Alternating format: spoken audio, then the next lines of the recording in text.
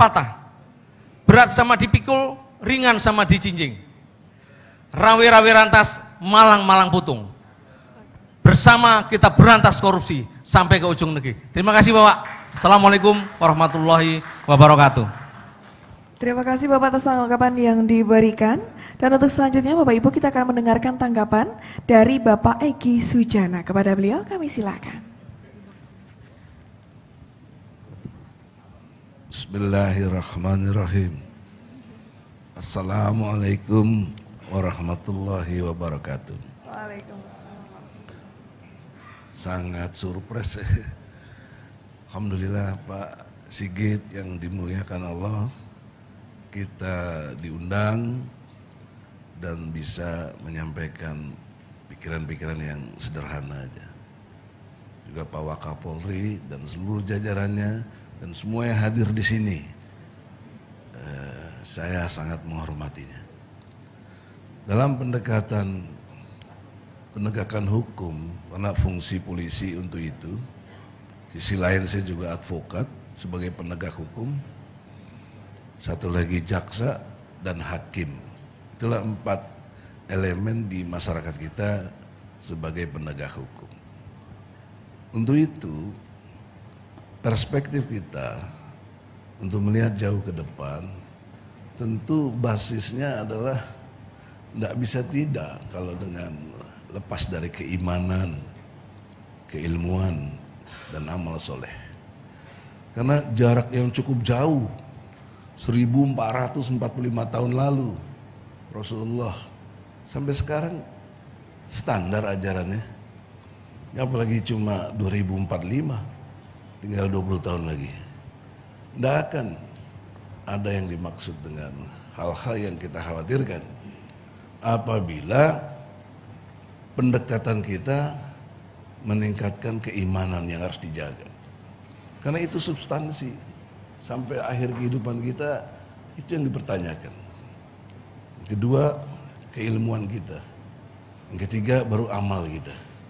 Nah, dalam perspektif keilmuan tadi, kita memaknai negara kita ini dasar dan falsafahnya Pancasila, dasar hukumnya UUD 45. Yang perlu dikerjakan, bisa diukur nanti tahun ke depan, apakah Pancasila dan UUD 45 berwibawa? Sudah 79 tahun kita merdeka. Nggak berwibawa, mendegradasi terus keadaan kita ini. Maka fungsi polisi yang mentertibkan keadaan ini harus tingkatkan pemahaman masyarakat, terutama polisi sendiri, meningkatkan wibawa pemahaman terhadap Pancasila. Yang kedua, wibawa keilmuannya terus meningkat. Yang ketiga, wibawa leadership, kepemimpinan. Pemimpin adalah kemampuan merubah keadaan dari tidak baik jadi baik. Kalau si fulan pemimpin, keadaan kita nggak lebih baik, gagal dia sebagai pemimpin. Kemudian yang keempat, wibawa dana. Karena kita mengerti, tidak bisa sejahtera yang tadi kita mau capai kalau dana yang kita miliki tidak berwibawa. Yang kelima, wibawa fisik kita, performance kita mesti ditingkatkan juga. Dan yang terakhir, wibawa networking. Kita bekerja, ada network, nggak bisa enggak. Nah, untuk itulah tawaran gagasan saya, bagaimana di kepolisian ini ada satu upgrading untuk meningkatkan wibawa pemahaman terhadap Pancasila dan UUD 45. Bukan seperti dulu indoktrinasi P4 dan lain sebagainya, kan ditinggalkan.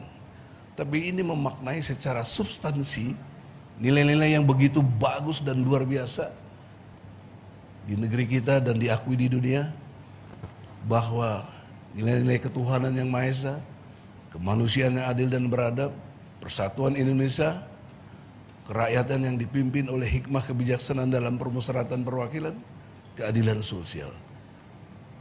Ini tidak berwibawa. Kenapa? Sila keempat saja. Kan harusnya nggak ada pilpres. Harusnya nggak ada pilkada. Untuk apa? Tidak one man, tidak one vote. Kita ini kerakyatan yang dipimpin oleh hikmah. Jadi harus ditingkatkan hikmah pengetahuan kita tentang berbangsa dan bernegara, saling menghormati satu sama lain. Nah itu perspektifnya hanya bisa dengan pendekatan keimanan, keilmuan kita, dan amalan-amalan kita yang berkualitas. Karena di sini suka atau tidak, yang dipilih bukan yang berkualitas, tapi yang isi tasnya yang banyak yang dipilih. Yang berkualitas nggak bakal menang ikut pemilu dengan sistem yang liberalis kapitalis, bukan Pancasilais. Oleh karena itulah nafas kita masih diberikan oleh Allah, Tuhan yang kita yakini. Jangan sia-siakan dengan pendekatan optimisme tadi.